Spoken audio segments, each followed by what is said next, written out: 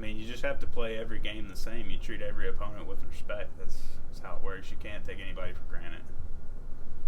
You obviously, got the SEC offensive lineman of the week. First off, getting that honor was it made to you, and just how on were you against South Carolina with no pressures and none of that? I mean, it's great to get recognition, but at the same time, I mean, if you look at it, it's really just doing your job, and that's kind of the standard that you want to go to. It's not, I don't see it as anything really special. It's just, I got acknowledged for doing my job. That's kind of what it means. How do you think the entire offensive line played Saturday? I think we played pretty well, especially with our first conference, game. We have some things we need to work on, of course, but I think overall we're making steady improvement, and that's really what it's about, is getting better each week.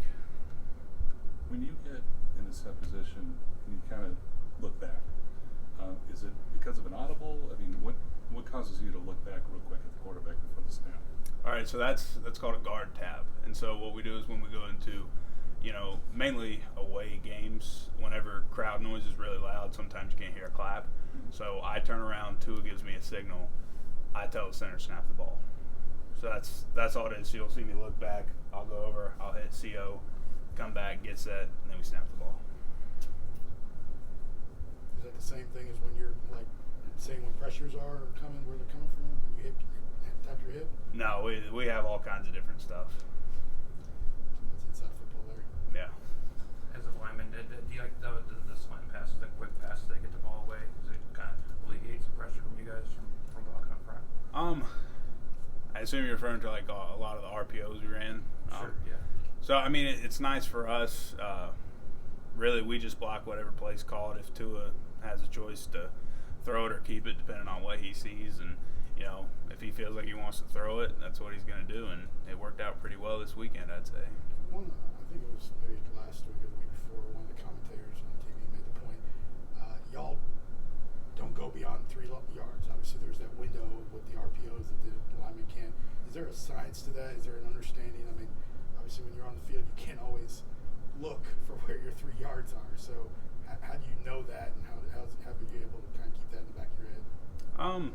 I mean, it's one of those things that's usually it's timed up pretty well. So with the RPO, it's coming out quick. So by the time that we kind of get to our assignments and start working to the second level, the ball should be out. Saw you release several times on the screens to go out there and be a lead blocker. How do you read who you're supposed to block in that situation?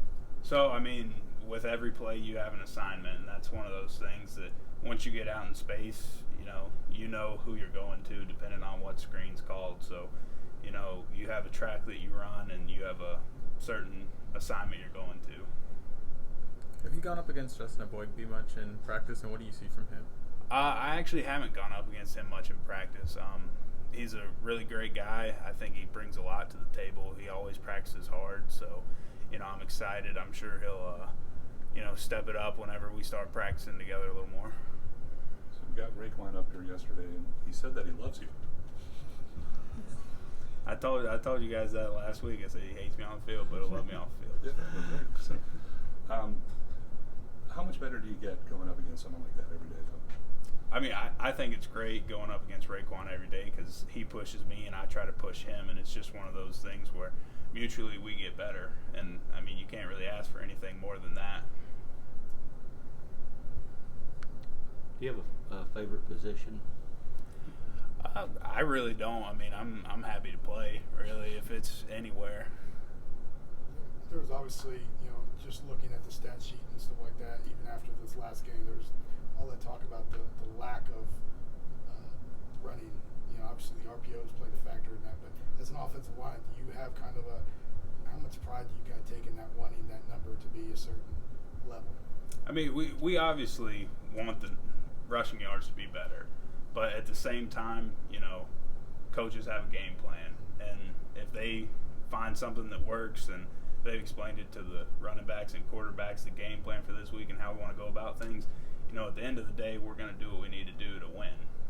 And, if that means that we're pulling it and throwing it most of the time, then that's what we're going to do. So, as an offensive lineman, you want the rushing yards to be higher, but at the same time, if you win rushing yards and you don't win the game, what does it really mean? As an offensive lineman, it's a little bit more fun to have that running attack, to kind of maul and kind of drive down the field like that, or does it matter? It is fun, especially when you get into longer drives. Obviously you can kind of see defenses start to get a little more tired, and it just becomes kind of fun after that. We've talked about you having fun out there on the field. What's the most fun you've had on the football field?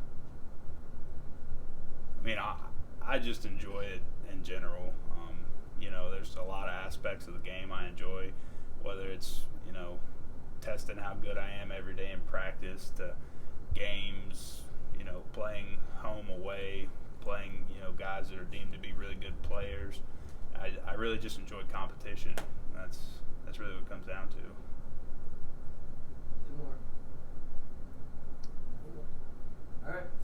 Thank you.